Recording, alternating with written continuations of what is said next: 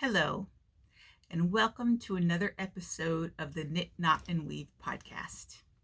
My name is Dorothy, and you can find me on Instagram under Knit, Knot, and Weave, or you can find me on Ravelry under Felia. If you need to message me, the best way would be to send me a message on either one of those platforms, or you can always email me at knitknotandweave@gmail.com. Today is Friday, February 10th. I attempted to record this one time before, and I don't know what happened, but I lost footage, so I'm attempting this again. So hopefully I won't have as many ums and brain fog issues, since I've already done this once before. Anyway, this evening I am enjoying a cup of Harney and Sons pomegranate oolong tea. In the wintertime, I enjoy a nice cup of tea before I go to bed. So yes, when I'm done recording, I'll be going to bed. Anyway, I am coming to you from Columbia, Maryland, where I live. Columbia is approximately halfway between Baltimore and DC. I have 7 finished objects to share with you and 8 whips to talk about and a couple of acquisitions. So, without further ado, let's get started. So hello, fiber friends. Like I said, it is the evening of February the 10th. I am coming to you in the evening. I just said that. Anyway, I could not remember if I had shared my Advent socks with you guys.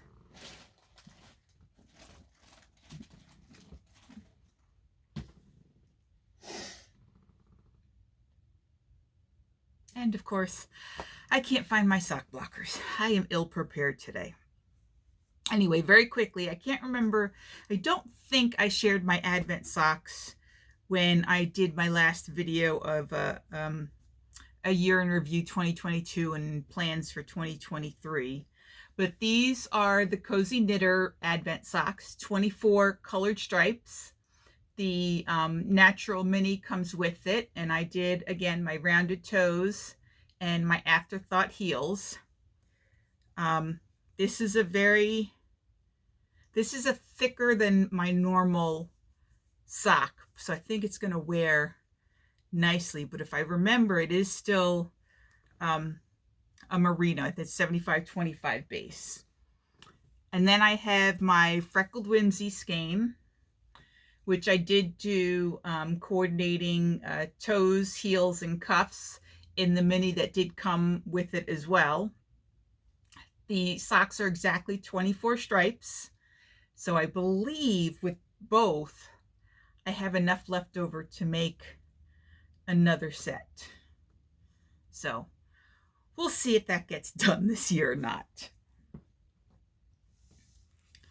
Let's see, I have my show notes in front of me, so if I keep looking down, it's so I remember to share everything with you guys. Next up are another pair of vanilla socks that I've made with Bumblebee Acres Coquette base. The colorway is Sansa, S-A-N-S-A. This is the first time I am knitting with this base. It is a Corriedale base. I think it was 75% Corriedale wool and 25% nylon. It's definitely a more rustic feeling sock than the merino socks, but I think it's going to wear better. So I'm looking forward to trying these out and seeing how they wear, and possibly purchasing some more Coquette base, because I think they're going to make a nice sturdy sock. I think it might be a nice base to make a pair of socks for my dad out of, because My dad is notorious, unbelievably notorious for making holes in his socks right at his big toe. I don't know what it is, but he always does. Although, I have to say, when I was home, no, not when I was home, for Christmas, when my parents and my younger sister and her family, they came down here and spent Christmas with us. And my dad was actually wearing a pair of hand-knitted socks that I made him several years ago, and they did not have holes in them. I was shocked. I honestly, it's been well over, gosh, I'd say well over 8 to 10 years since I've made those socks for him, because I took a long hiatus from sock making, and he still had them. So if you ever make socks out of trekking, what did I use? Trekking double XL. That is a workhorse yarn, because they are still in mint condition, and my father wears them. So what's up next? So I don't know if any of you do make-alongs or if you watch other podcasters, but there is a podcast called Cocktail Hour at the Coop with two sisters, Liz and Leanne, and their parents own an alpaca farm in New Jersey.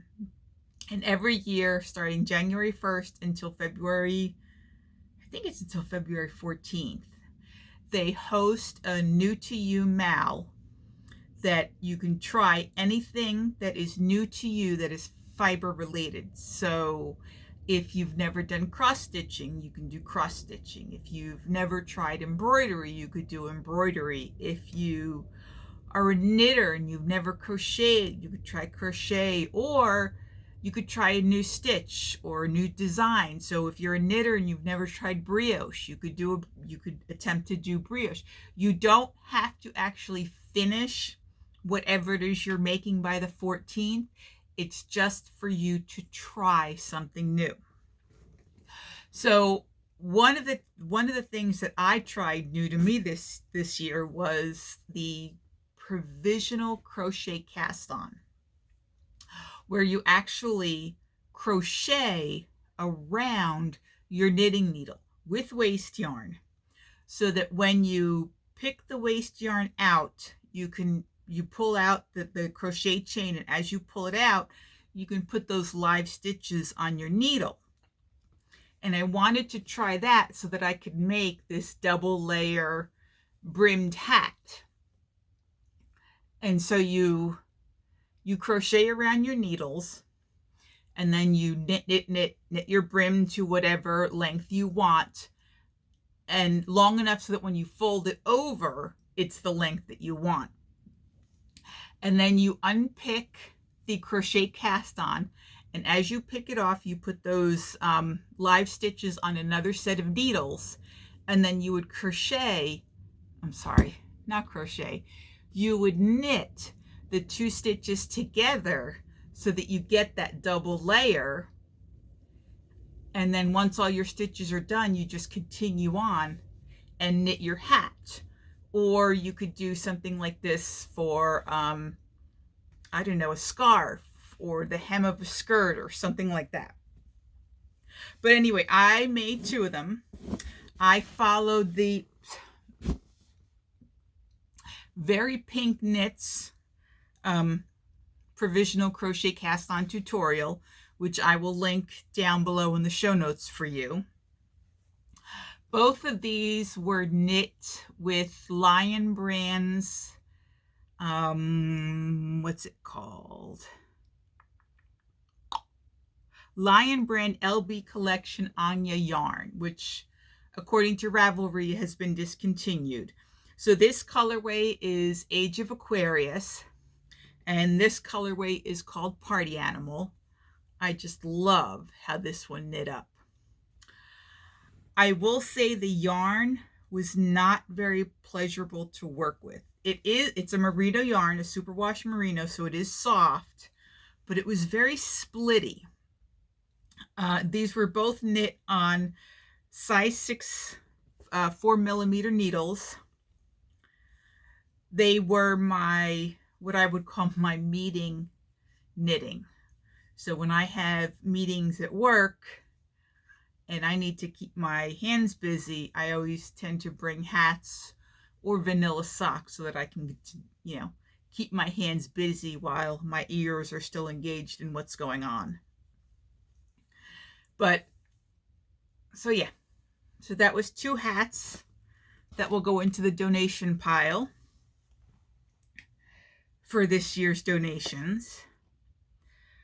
To start myself off on knitting the 12 socks for myself, I decided to participate in the Desert Vista Dye Works monthly sock along, I think it's called. You knit a pair of socks with their yarn, Desert Vista Dye Works, which is usually self-striping, mainly self-striping, I should say. And you have options now. You can either knit yourself a full pair of socks, or you could knit 2 pairs of shorties, but out of the same skein. You could knit a muscle burrow hat, and I believe you could knit mitts or fingerless mitts as long as you use minimum half a skein of yarn. So this is their base. This is the colorway called Coyote the Trickster. The orange mini came along with the yarn. I did, again, rounded toes, afterthought heels, and cuffs in the mini. I did a simple slip every 4th stitch. And as I switched colors, I attempted to alternate the slip stitches. If I knit these again, this was fun to knit. It broke up the monotony of a simple vanilla sock. But if I knit this again, when I get to the row that's supposed to be, or the 3 rows, I should say, that I use to mark where my afterthought heel goes in, I need to remember not to do slip stitches on those rows, because it was rather difficult picking up those stitches and trying to keep the slip stitches in line with the regular knit stitches. So that's something I'll need to write down in my knitting journal as a reminder to myself. The next thing I have are, some of you who have been longtime viewers may remember that sometime last year, I think it was maybe at my spring break, I brought some undyed yarn with me to when I visited my family in New York, and I dyed yarn with my nieces. We used food coloring and vinegar, and my youngest niece, Priya, she dyed this blue and pink or bluish purplish skein, and it just did this like lovely micro striping. But I thought it would be cute to knit her up a pair of socks. Since she is a growing girl, I use the Magic Heel pattern. It's a paid-for pattern, so I can't share much about it. And I am drawing a complete blank on the designer's name. I know she has her own lovely podcast. She's an indie dyer. She dyes with she's a natural dyer. Oh, bollocks, I can't think of her name. Anyway, as I'm editing, I will put it below, and I will also link to the pattern down below. But I think Priya is going to really enjoy getting yarn from the skein that she dyed herself. It's always so much fun giving my nieces handmade items, because their faces can be so expressive when they open up a gift, and it's a real treat to see their faces and their joy that for an item that you've purposely made with your hands for them. It just to me, it just warms my heart, and it really makes them knit worthy to me. Doesn't matter. They're knit worthy. When they can give me the expressions that they give me when they open gifts, it's just lovely. Of course, and when they ask for specific items, that's even nicer, because then you know you really appreciate what you're doing.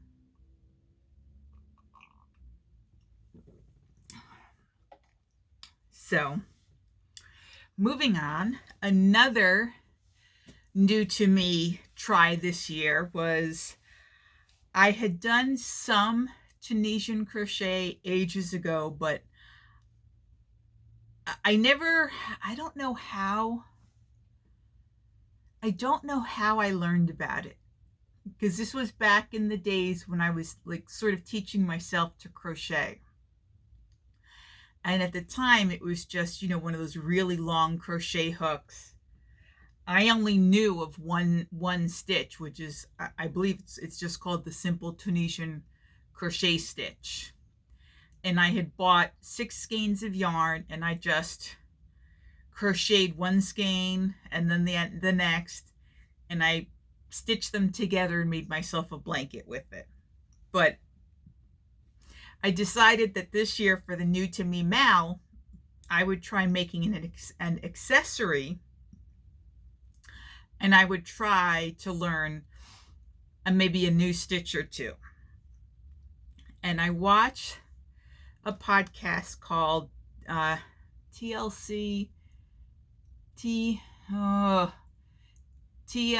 Yarn Crafts, TL Yarn. I am out of practice.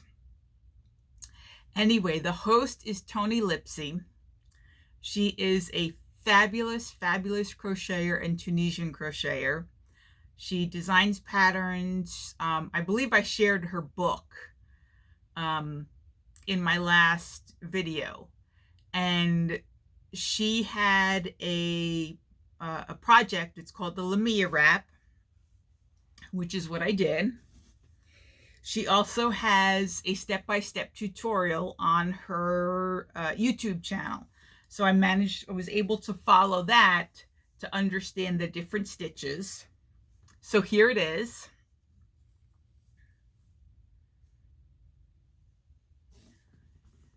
So this main portion is the simple crochet stitch. And then this portion is what she referred to as the simple crochet stitch and the purl stitch, the Tunisian purl stitch. So that was a new stitch for me to learn.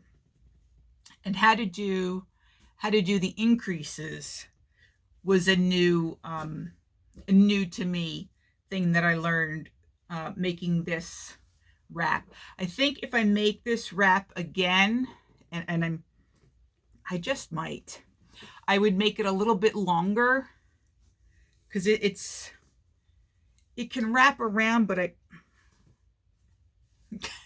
look like a bandit. But it's not long enough for me to really, I like my shawls much bigger. But this yarn that I used it was Sublime Cashmere Merino Silk Aran Weight. It is definitely a dream to feel and to pet. But I found the yarn to be splitty to work with, at least for crocheting. I have not knit with this yarn.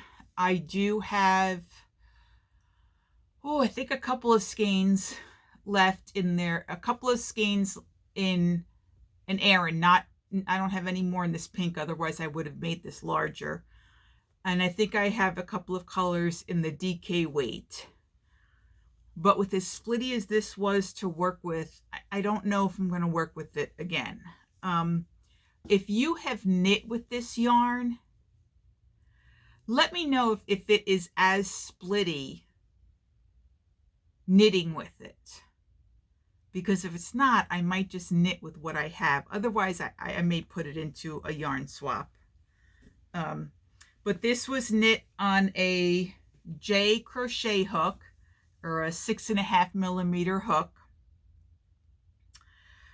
It used 564 yards, so I think I used 5 or 6 skeins of this yarn. Unfortunately, this yarn is discontinued. Again, this is a stash dive, trying to knit from my stash, but I did enjoy it. I do definitely want to try some more Tunisian crochet items. I did buy Tony's book that she has out, so I'm going to be looking through that to find some other items to crochet, and maybe I'll hone in my Tunisian crochet capabilities this year. But that was fun to work with. That was it was a fun project. It was very easy. If you are looking to try Tunisian crochet, I found this, if you know how to crochet and you want to try Tunisian crochet, this was a nice project to learn, to expand your knowledge of crochet. It was very easy. I would highly recommend watching Tony's tutorial on this. She goes step by step how to start it, how to do the different stitches, how to do the increases, how to bind off. I never really knew how to bind off in Tunisian crochet. I just sort of thought you, like, you just did your last row and that was that. But no, it's not the same. So I learned but I guess it was, is it considered casting off in crochet as well? Anyway, fun knit. Highly recommend this pattern if you want to try Tunisian crochet. Highly, highly recommend Tony's video tutorial. So, oh, I forgot to mention that the colorway was called Blush. Okay, so it was Sublime Cashmere Merino Silk Aran, and the colorway was Blush. And all I keep hearing in my head is, my colors are blush and bashful, Mama. I don't know why. I haven't seen that movie in years, but as soon as I heard Blush, that is immediately what came to my mind. And then my last finished object for you guys is a test knit that I participated in. So it's a test knit shawl. The shawl is called Fraser, and it is now out on Ravelry, so I can share this with you guys. The designer is Knox Mountain Knit Company. I do not know if the pattern is available on any site besides Ravelry. I did pose the question to the designer, and I have not heard back yet. If I do hear back, I will obviously put the second link in the show notes. But this is it. Again, I did stash diving, and I used blue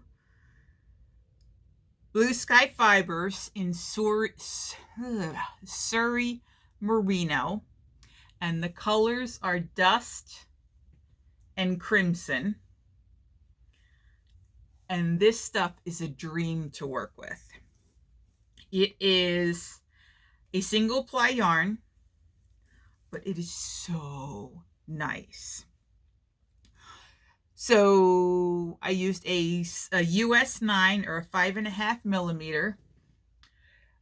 It was 2 skeins of the dust color and just a little bit more of a third skein of the crimson to finish it off.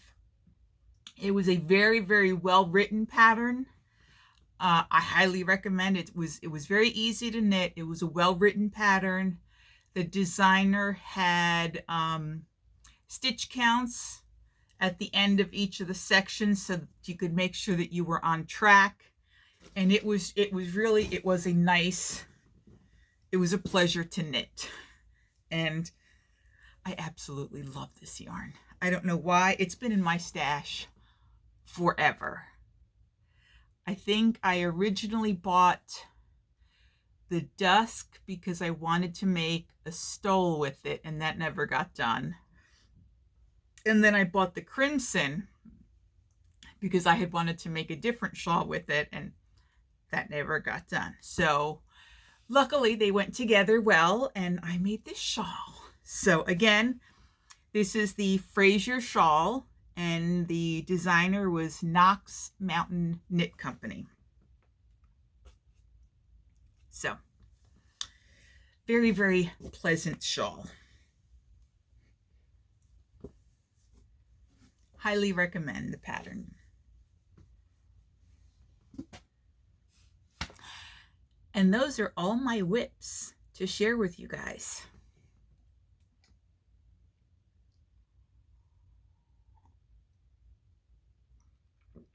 I hope you guys are all having a wonderful start to your new year. It's been a little hectic for me, but we'll get to that later when we get to life stuff. But we're going to move on to whips now. So first up, I have my crossback sweater designed by Knititude that I'm knitting for my niece. I had her try it on over Christmas break, and I had to rip back the sleeves because they were absolutely huge. And so when I re-picked them back up, modifications that I made that you'll be able to see right here, is that I decreased 2 stitches every other row until I got to a size that she liked. And so now they're both, so I'm knitting the 2 sleeves at the same time. These are a size, I need my glasses. I believe they're a size 10.5. Size 10. So US 10, 6mm. I'm planning to knit the rest of the sleeve straight down to right before her wrist, because she wants them to go like to her knuckles. And then I'm probably going to switch to, I don't think I'm going to do any more decreases for her, but I think when I get to the wrist to do the ribbing, I'm going to switch to a smaller needle so that it brings it in a little bit tighter for her. And this should hopefully be done by the next podcast.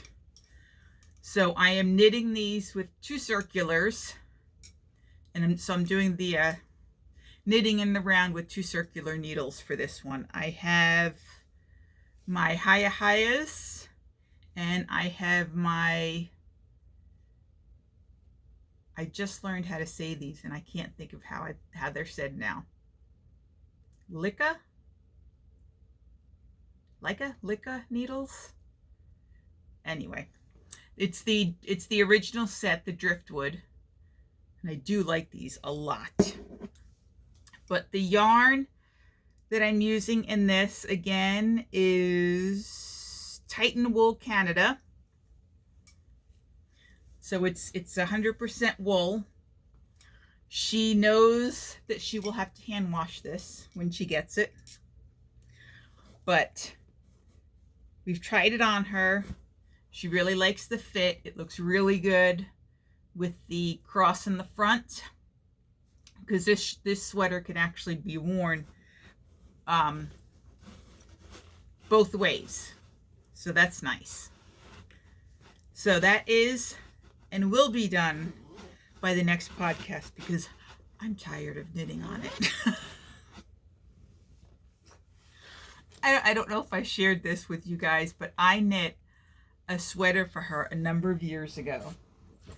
It was the first sweater that I had knit for her. I had crocheted her an opened tank when she was much younger, but skinny little thing can still wear it. Of course, it's more like a crop top now. But anyway, the very first sweater I knit for her. I had to knit the sleeves 3 times. The first time they were a little too big for her.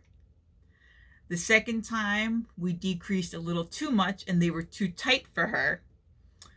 The third time I told her, you're going to live with it because I'm not knitting these sleeves again.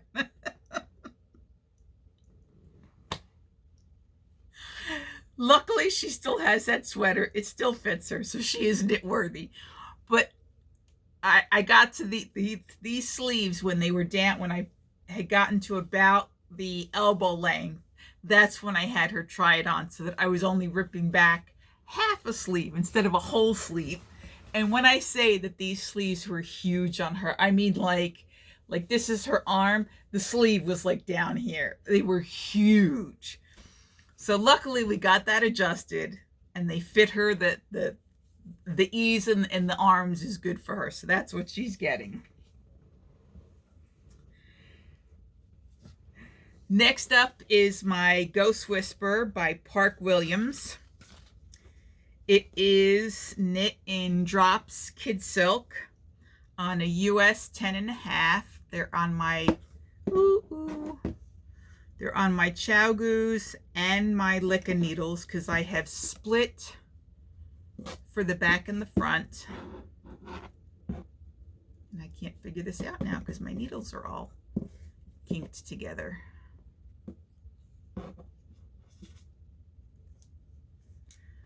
So there we go.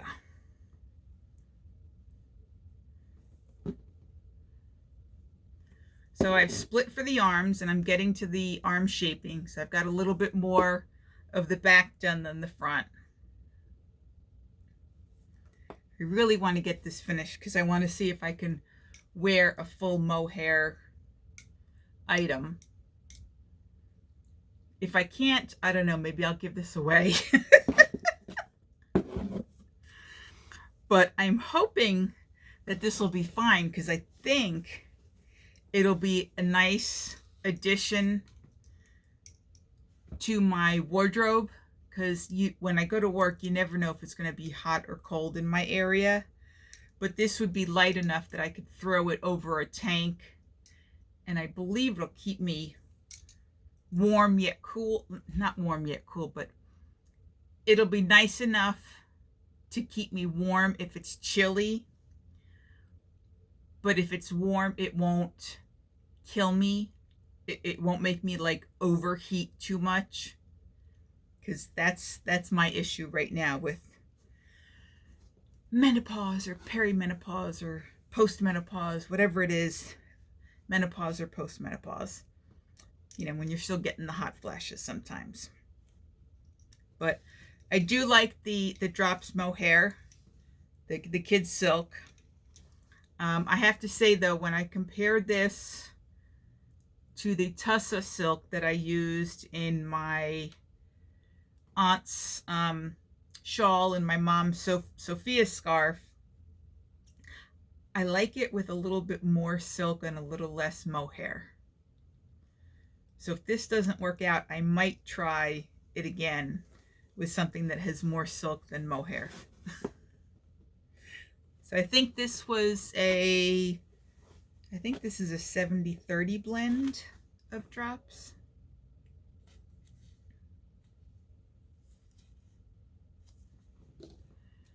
Oh.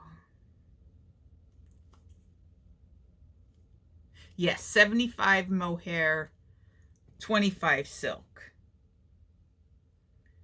And most mohairs that I know from indie dyers is a 70-30 blend. But the Tussa mohair from Pearl Soho, I think is a 60-40 blend. But anyway, so I'm hoping to finish working on that soon as well. Let me not forget the pattern. But I don't know if I've... So that's the pattern. So I think it'll be a cute addition to the wardrobe.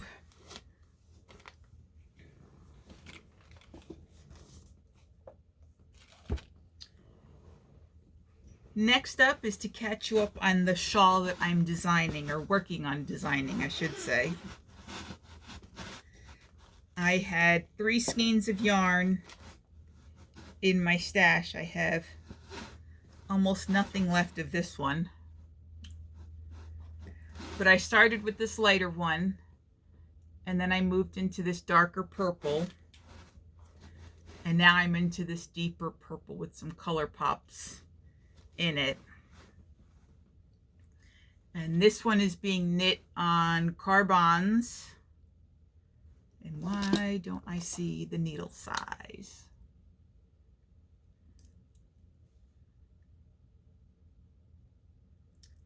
A US size 5. It is an asymmetrical shawl. So there is some brioche in here, some eyelet rows, some garter stitching.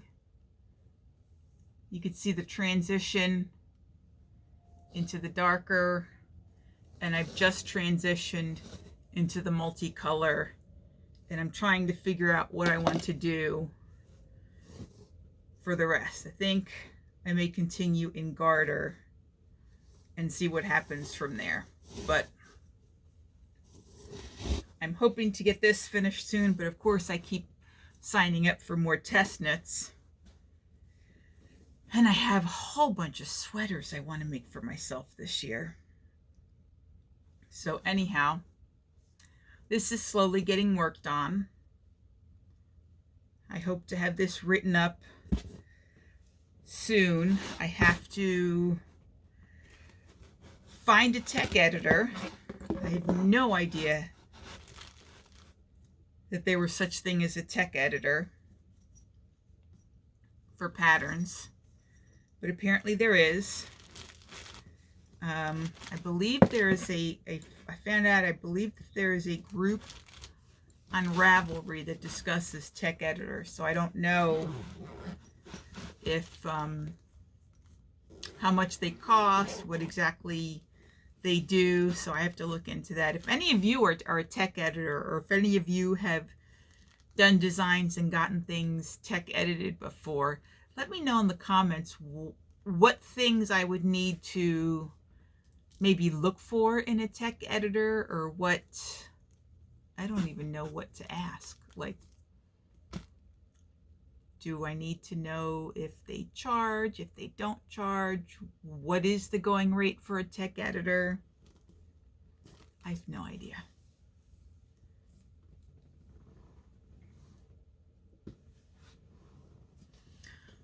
So next up in my naughty knitting sack is my half and half wrap, which I absolutely love this wrap. I'm almost finished with it, with the exception that I've run out of yarn. So I have exactly that much more that I needed to knit. And I knew I was going to run out of yarn because I ran out of yarn on the first half. I think I made a boo-boo and I cast it on more than the pattern requires. And I know I went up a needle size because I wanted a drapier shawl. So these are being knit on a US size 5, which I believe is a 3.75 millimeter. These are on my Chow Goose.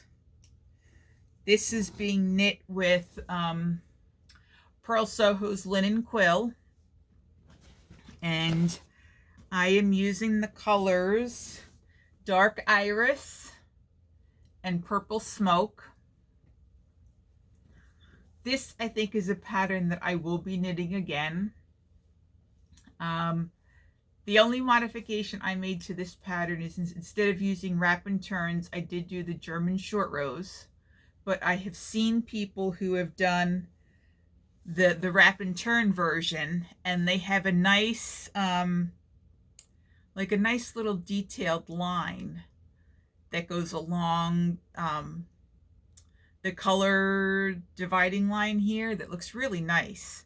So if I knit a second one, I may try that and see how that goes, because I kind of liked how it looked. But this is going to be a large comfy wrap. It's going to be a square wrap, which could also double as a lapgan in the winter. It'll be nice and warm and cozy. So I'm looking forward to getting this done. So I have been searching on Ravelry to see if anybody has any leftover purple smoke that they might be willing to send or sell. Either way, I just hate to think that I have to buy a whole skein for this little portion. Or my other option is I do have, because I was able to find someone on Ravelry who had, it was about half a skein of purple iris left over. So I could, if I really didn't want to buy a whole skein, I could possibly finish it off in the dark iris. And that would just mean that this last maybe 2.5 inches would be a dark purple stripe on the lighter side. But I don't know. If I'd have thought about it, I might have put a couple of darker stripes in the middle, but I'm not ripping back at this point because I just have too much of it done. I don't know what I was thinking. I should have put in some of those darker stripes when I had the chance. But if you happen to have any leftover purple smoke in linen quill fingering weight, let me know. I'm happy to reimburse you for whatever you want to give away or whatever you have left over.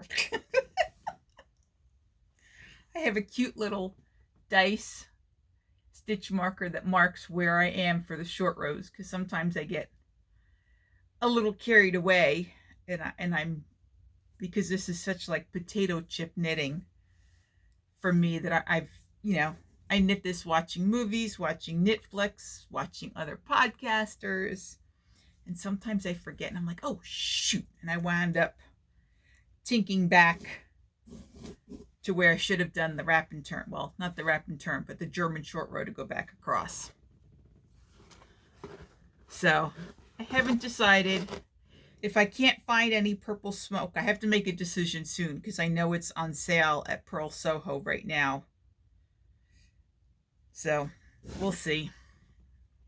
I may wind up having to buy a skein, because I have other skeins of linen quill, because like I said, I'm planning to make another one, but none of the other colors I have would work, and the fact that I didn't think to do striping before I got to the end, I don't think it would look right.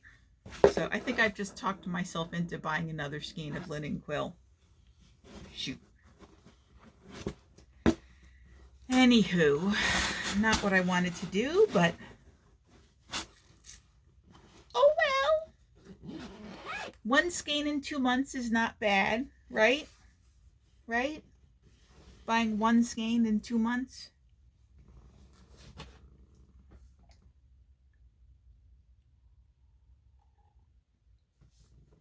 I will say I haven't gone on a complete yarn buying ban. I know myself. I don't think that would really fly. And I think because I'm giving myself that leeway, I'm doing better with the shopping from my stash than I would have if I had told myself I was not allowed to buy yarn this year, if that makes any sense. So I will make allowances for Maryland sheep and wool, obviously, and Rhinebeck. If I absolutely desperately need a color I don't have for maybe a gift project. And the only other exception I'm going to make is for when Erin and Chip open up their Fiber Hustle shop, because I will have to buy some yarn from Erin. So next up are socks.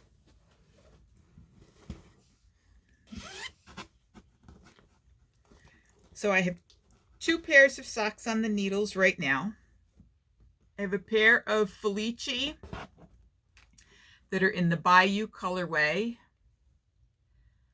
Because Felici is a lighter fingering weight, I did go down a needle size this time to try and see if I can get a little bit better of a negative ease on my socks. So I've gone down to a US 0, which is a 2.0 millimeter needle. I used a black mini to make the toes, and I'll use the black mini to make the heels, and probably the cuffs, because I only have 1 skein of this. And from another pair of Felici minis that I made with one skein, the cuff was not long enough for me, so I might have to use the black to make a longer cuff if it doesn't work. But so these are my Bayous and Felicis. They're knit on my Addy Rocket squares. You can see the little divots, so they are squared. Oh, lovely. Did I bend my needle? I think I bent my needle. Ellen, I'm turning into you. My friend Ellen is notorious for bending needles. Anyway, so these are square needles. These little divots give your hands a little bit more to grip with. They seem to be helping some with my trigger finger, because I had trigger finger, I guess about a year ago, in this ring finger here, and it's starting to come back. I had gotten the cortisone shot, but I'm starting to feel it acting up again. But right now, so far, massaging and heat seems to be working, and it's not clicking yet. It's not getting stuck. So I'm going to continue to do that to avoid a surgery. Although I'm told the surgery is nothing. It's a quick little snip. It's in and out of the office, but still, 1 less scar on my body will be good.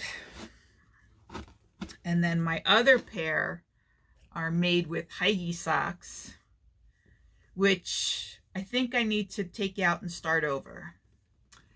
This is apparently a sport weight yarn.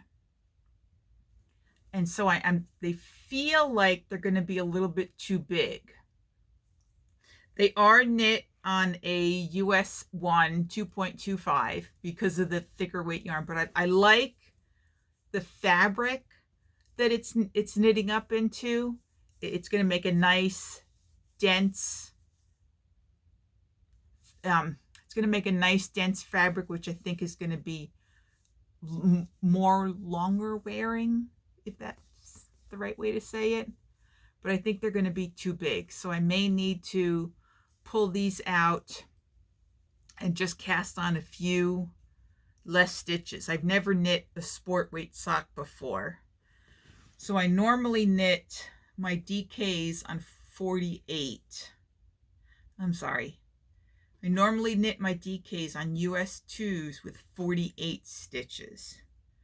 This is a US 1 with 64 stitches, so I'm wondering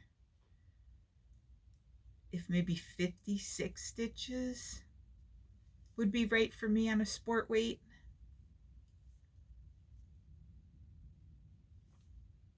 I don't know, but I do like the density of the fabric. I love the colors. The colors are just totally me. And like I said, this is Yarn Heidi socks. The colorway is Peacock. I pick a couple of skeins of this up almost every year at Maryland Sheep and Wool because they have such fabulous prices, and it really is a nice yarn. So those are the 2 socks I have on the needles right now. And since we are mid-February, I need to hurry up and get another pair of Desert Vista Dye Works socks on the needle so that I can get my February pair finished in time, because if you knit a pair every month, so they have it, I can't think of her name, the person who runs the woman who is the dyer behind Desert Vista Dye Works runs the knit along, or the crochet along, or the make along for these socks. And every quarter, you get a kind of like a prize. So if you knit a sock for January, February, and March, in April, you can get a coupon for 30% off an order. So if in that quarter you only knit one sock, you would get 10%. If you knit two socks, not two socks. If you knit a pair in January and you knit a pair in February, or you knit a pair of long socks in January and two pairs of shorty socks in February, so if you completed the requirements for the month for each of those 3 months, you will get 10% off an order. So if you do January and March, you would get 20%. If you do all 3, you will get 30%. And then the second quarter, at the 6-month mark, it would be another, it would start over for the 10, 20, and the 30. Or I believe if you have done January to June, you could get a free skein of yarn from their website. And then again, for the third quarter, if you knit July, August, and September, you could do the 10, 20, or 30%, depending upon if you knit for 1 month, 2 months, or 3 months. And then if you knit the fourth quarter, or you knit one for every month for the second half of the year, you could get, again, the 10, 20, or 30% off, or a skein of yarn from their website. If you knit a pair for every month, or you knit the requirements for each month, be it, like I said, a pair of socks, 2 pairs of shorties, a muscle burrow hat, or a pair of mittens that use at least half a skein of the yarn, if you do that for 12 months in a row, you will get a uniquely dyed skein of yarn for that year. I think I got that right. Yes, I think I got that right. But you could always go on Ravelry, or you can always check her out on Instagram to see what exactly her breakdown is. But I'm pretty sure I got that right. So next up is another one of my meeting hats. And this time, again, it was another Lion brand Anya yarn that is discontinued. This colorway is Mango Tango. So this one I attempted a new cast on. It was the Italian provisional cast on. And again, I did this for the New to You Mal, and I really like this provisional cast on because, as you can see, it doesn't really have an edge. It kind of looks like the yarn just sort of flows over. And I thought that was really nice. So I casted this on a US size 4, and I knit approximately 8 inches so that when you flip up the hat, you'll have a nice double brim as well. I'm at the point now where I have to transfer it onto double points so that I can finish. I've gone as far as I can on the 16-inch circulars, but I need to transfer it to double points so that I can finish closing up the top. And then I will have another hat done for this year. And I think I have one more skein of this LB yarn that I got at the yarn swap, Lion brand yarn. So I'm going to knit a hat with that, and then I don't know if I'm going to save the leftovers, because like I said, this was kind of splitty to work with, which is surprising for Lion brand yarn. But Anywho, so I'm just calling that a simple hat. I just cast it on, I think for this one I cast it on 100 because I started on smaller needles. And let's see, what do I have next? Oh, another test knit. So I cannot share the shawl with you yet. So it is another shawl that I'm test knitting. And I had this skein of yarn in my stash for a while. Sorry, I dropped something. The yarn is called Beam Me Up. And of course, I just have visions of Beam Me Up Scotty, visions of aliens. And I've had this yarn in my stash for a while, and it just screamed alien to me. I was just like, okay, I have to use this color.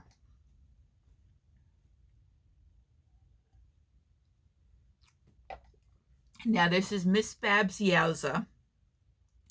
It's one of her wild irises, so it's a non-repeatable colorway. The colorway was called Raphael, so I'm guessing it was probably based on the Ninja Turtles, is my guess. But I paired, you could see that it's got lovely speckles of this raspberry.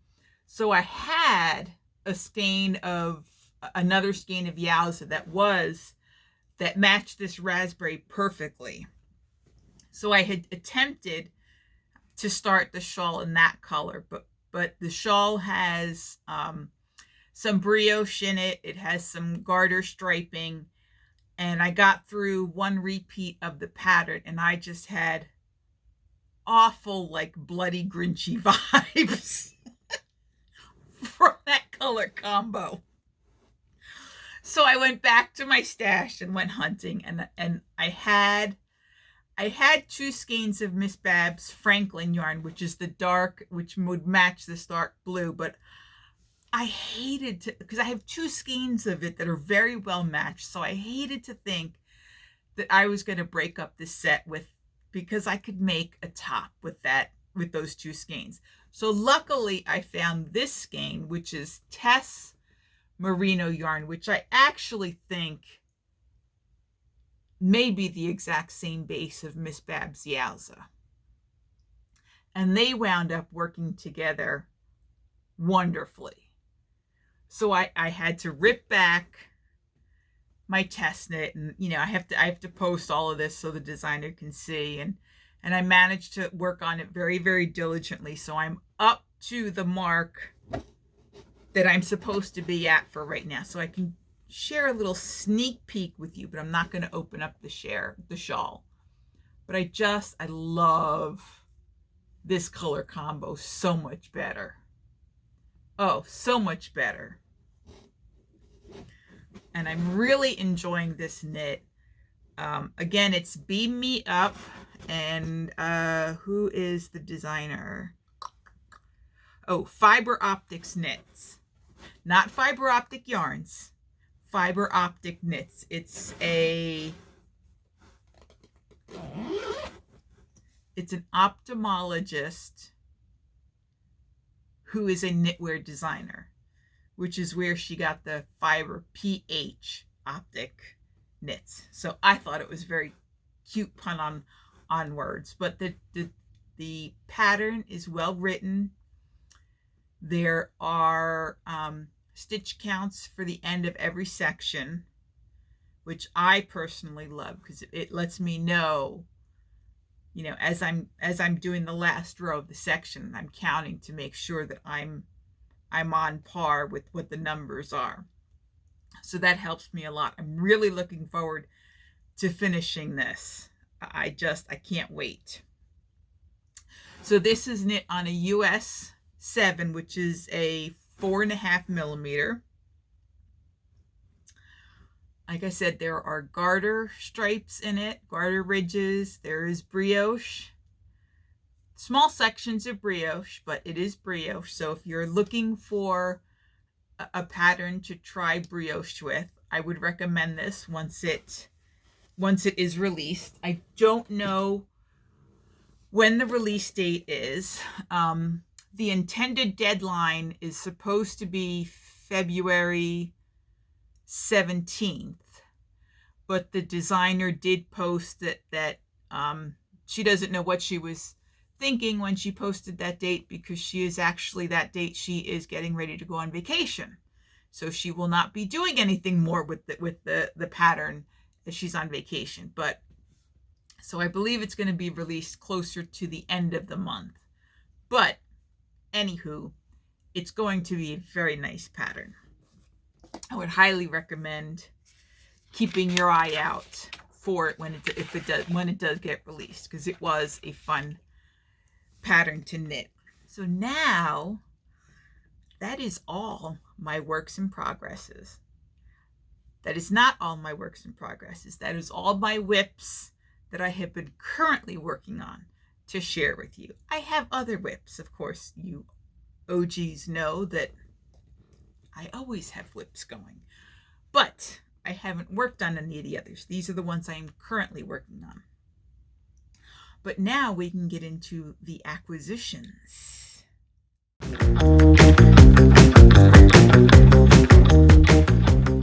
the first one I'm going to share is, I am totally in love with this.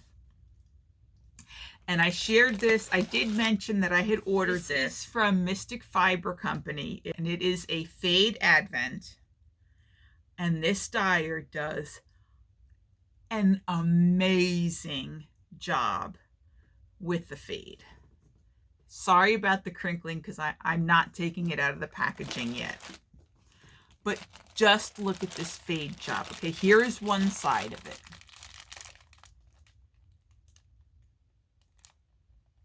And then it wraps around. I mean, is that not amazing? Look at that. It's like perfectly faded. I love it. And I did order the full skein to go with it. It's not the perfect ending, because it ends in a very, very dark greeny blue, and this is more of a burgundy. But I'm planning to make the anthology throw, because I thought the fading out to the darker colors would be stunning in this pattern. So it's 25 mini skeins. The base is 100% superwash merino with, I think it was 80 yards to a skein. So that the 25 mini skeins will get me 2,175 yards, which is more than enough for what the anthology throw called for.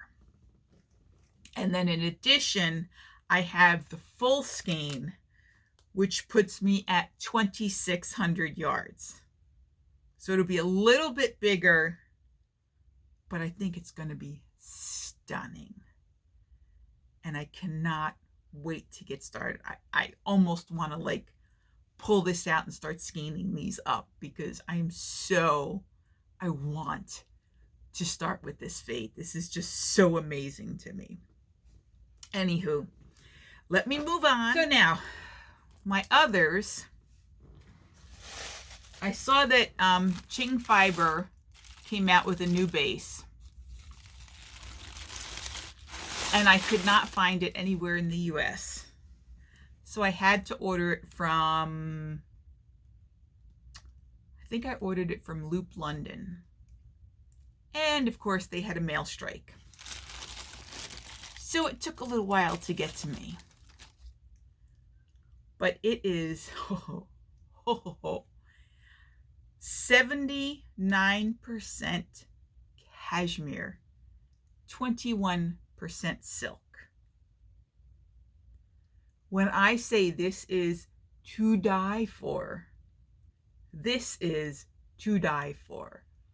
It is a 25-gram skein, 300 meters. So what, about 325 yards? This is called Duckling. I think it's the natural base. I just thought I had to try it. So I ordered 3 in hopes that maybe it would be used in a sweater. And can I tell you, this is, oh my gosh, cashmere and silk. Ah, I'm in heaven. Okay, so I can get with it. Then I picked up 3 skeins of an unspun yarn called Menchalopus. So it's got a slight blue tint to it. I wanted to get the fully gray one, but they were out, and I thought this was close. And there is 503 yards if I hold it singly, or if I hold it doubly, it's 252 yards.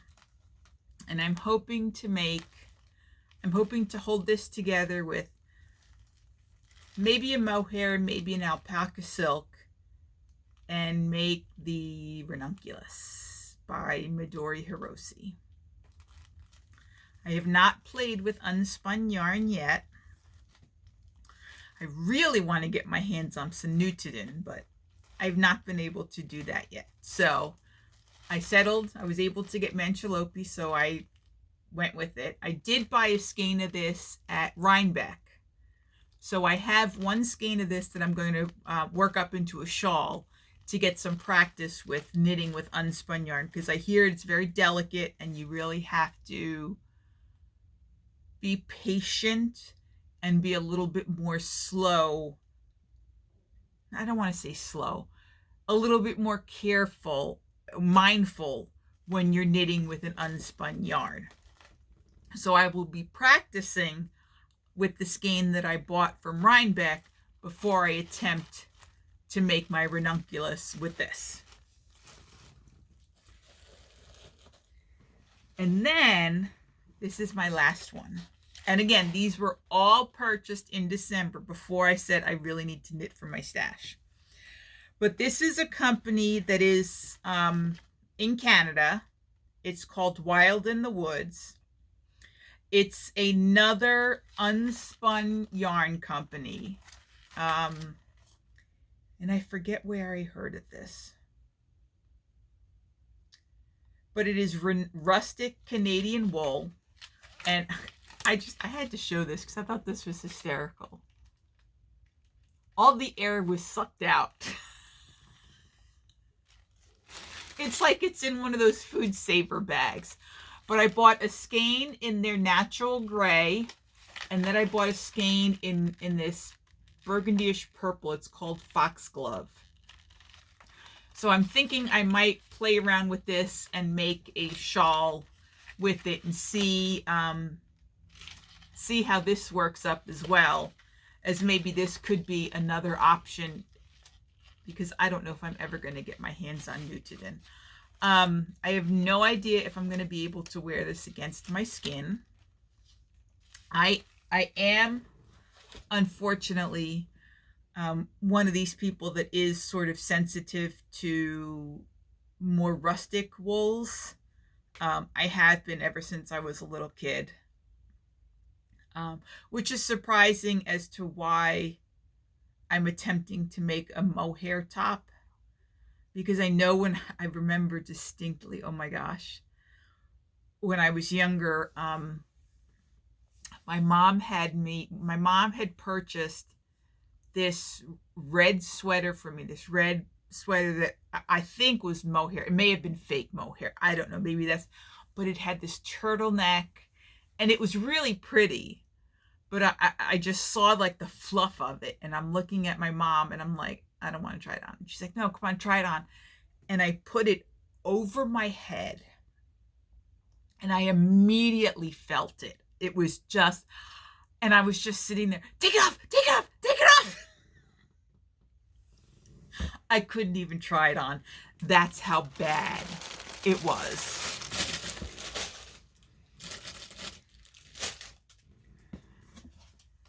So, to catch you up on life, where to start? All the things that have been happening. we had an incident at my school. We were on lockdown. Turns out that one of our students had, unbeknownst to us at the time, had brought in a BB gun. We did not know it was a BB gun. Did you know that they make BB guns as handguns now? I had no idea. I had no idea. When I think of BB gun, I still think of the rifles. I think of, the Christmas movie that's, oh, you're going to shoot your eye out. I can't think of the movie right now because I'm so flustered. But that's what I think of. When I heard that the night after this incident occurred, that it was a BB gun, and I'm thinking to myself, how did nobody see him bring in a BB gun? And that's when I looked it up online, and that's how I discovered that BB guns are now made as handguns as well. I don't know where this... Anyway, that's a whole nother discussion. But we had an incident at the school. We were in lockdown. We had to close up the media center. We had about 15 kids in the media center. We immediately pulled them into our back room, blinds down, lights off, complete silence, just waiting to see what's happening. We knew this was not a drill. One, we could hear the dogs in the hallway. But things hit you in different ways. Now, we've had incidents in our schools before. We've had, a bomb threat called in, and when you're not out there directly dealing with it, you kind of feel removed from the situation.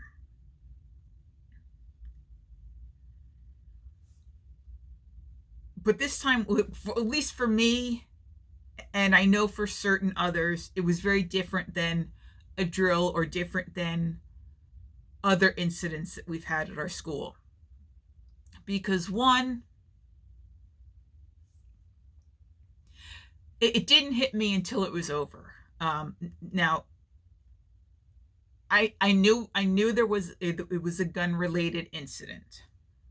I can't say how I know ahead of time, but through a text message, I knew it was a gun-related incident. Luckily, no shots were set off. The gun was never discharged. Even though it was a BB gun, it was never discharged. When the incident was over, I still don't understand why the incident, how they...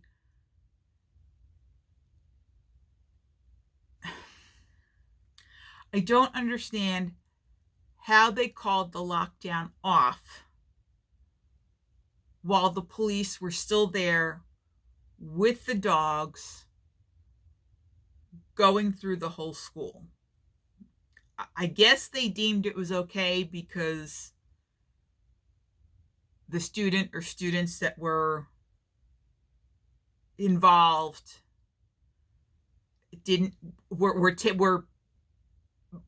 they knew where they were, or they were taken into custody or whatever, that the gun was not on them. So that they had the dogs roaming the school still to look for the guns.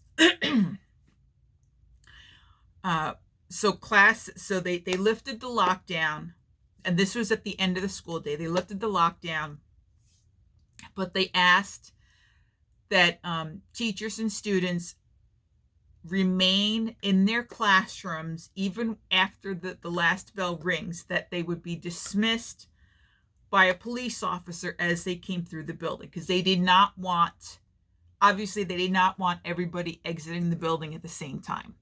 That, and I'm guessing because of the dogs, they didn't want a whole lot of people in the hallways.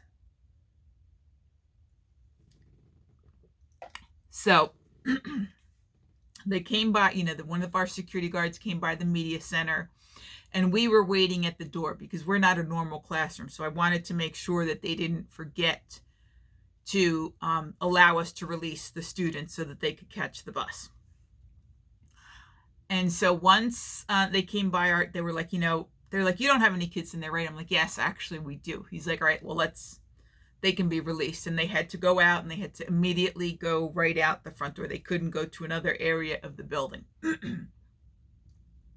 And then after they were released, we always have a radio in the media center for any incidences that happen. I heard my principal call over the radio asking for anybody who had a radio or was in earshot of the radio that was not with students to please come and help out with dismissal in the bus loop, because we had buses coming in. We also had parents, so things were backed up. So I put on my coat and I went out. And now, like I said, I knew there was a gun incident, but again, when you're not directly in it, you sort of feel removed from the whole situation. So, trying to be a good staff member, trying to go out and help, trying to calm the students down and get my coat on. I go outside to help, and I didn't encounter any officers as I was leaving. But as soon as I hit the door and pushed it open to go outside, that's when it hit me, to see the SWAT teams there with the shields, to see the officers there holding their rifles or their AK-47 or whatever, but the big guns, not the handguns. That's when it was kind of like, oh shit, this could have been bad. And so we had all the students outside. We were trying to get them across the street up into the park so that we could try and get some of the traffic moving. I don't know how I sort of not really became in charge, but became the contact person for the outside area.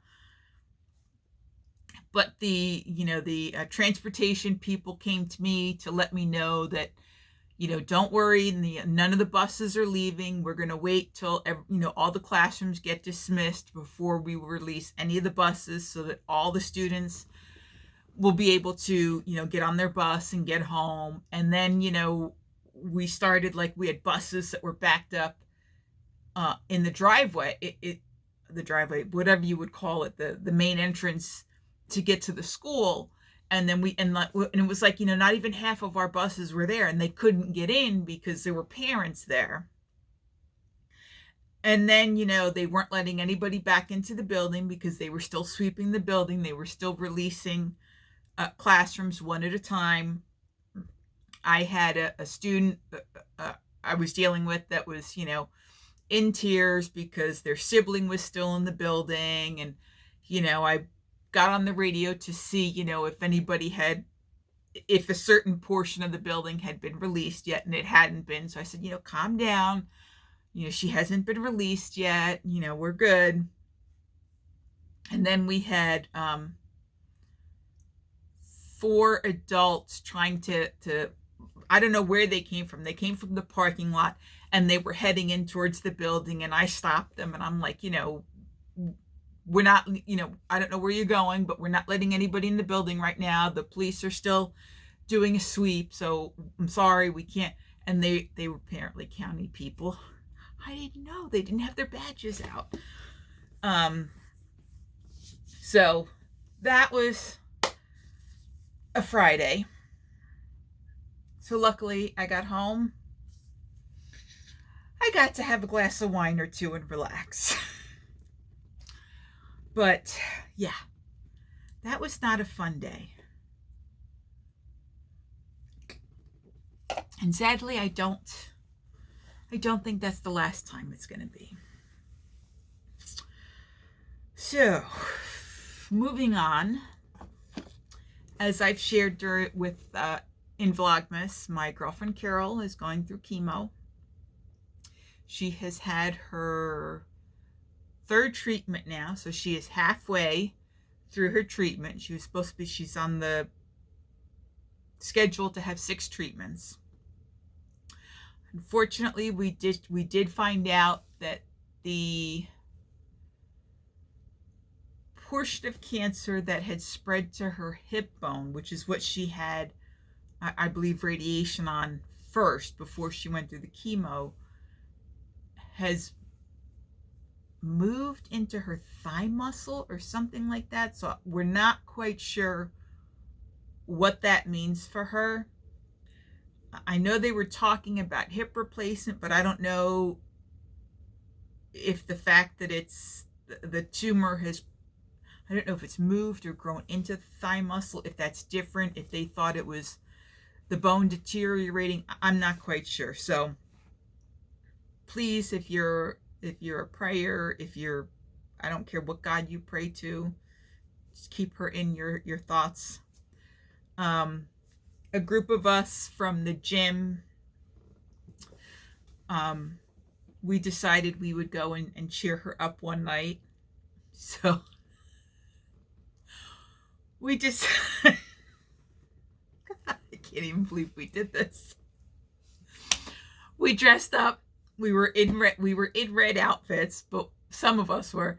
But one of the girls managed to buy headbands that had the little, thingies on it that had red hearts at the end and red tutus. So we went to her house, a group, I want to say there was maybe 8 of us. And we ring her doorbell and she comes to the door, and we had somebody playing on their phone, Cupid. And I oh God, it was hysterical. We definitely, if we do this again, we need to bring some sort of a speaker because you could hardly hear the song. But we're out there trying to sing this song. Cupid, draw back your bow and let your arrow flow. That song. And some of us didn't know all the words, and then some of us were just sort of, dancing to it. But it was all in jest. It was all meant to make Carol laugh and smile and to forget about what she's dealing with for right now. So I think we hit it on the mark. She sent me a copy of the video that she took of us while we were trying to do this. So I'll put a little portion of it at the end. Please, we were not singers by any stretch of the means. But we had fun. It made Carol laugh. It made her know that we are all thinking about her. We are all pulling for her. We are all praying for her. And we're there for her. We are there for her. So on that note, I am going to pull my question for this episode. For those of you that are new, I have this deck of cards, and it's called Table Topics, Questions to Start Great Conversations. And I have the one that is Inspiring Women. And I just thought it was a cute little way for us to get to know each other. So I draw a card each episode. There's a little bit about who the inspirational woman, female is that they're speaking of. There could be a quote from this person. And then on the other side, there is a question that I ask and I answer. And I hope that you all would also answer in the comments below so that we can get to know each other a little better. So this week I pulled Condoleezza Rice. She is the first African-American woman to be the U.S. Secretary of State. And her quote is, "My father was a feminist from the day I was born. There is nothing his little girl couldn't do." And the question on the back is, what do you most admire about your parents? and I will put that card to the back. What do I most admire about my parents? For those of you that don't know, my parents are immigrants. They are from Italy. They were born in Italy in 1941. And I would say what I most admire about them, they had 3 daughters. I have an older sister and a younger sister.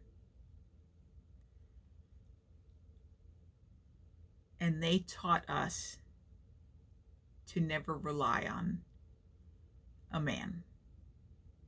Not that it was bad, not for any, negative reason, but that we needed to know how to do things on our own. So for an Italian man to really instill in his 3 girls that they don't need a man. Not that he didn't want to see you married and happy, but that you didn't need a man. And to instill the fact that you are going to college. It was not a question in my family. There was, you graduated, you went to college. That was the expectation. And to know that for a set of immigrants to have such forward-thinking values. So yeah, that's what I admire most about my parents. What are some things that you admire about your parents? I hope that you will participate so that I can get to know you guys a little bit better. Anyway, that is all for now. I will try again to get this up and posted, hopefully soon. Hopefully get another episode out in 2 weeks this time instead of 3. Hopefully I'll have no more issues. And I bid you farewell. Have a lovely evening. Have a lovely day, a lovely morning, wherever you are. And I will see you next time. Ciao, ciao. And let your arrow fly straight to my lover's heart for me.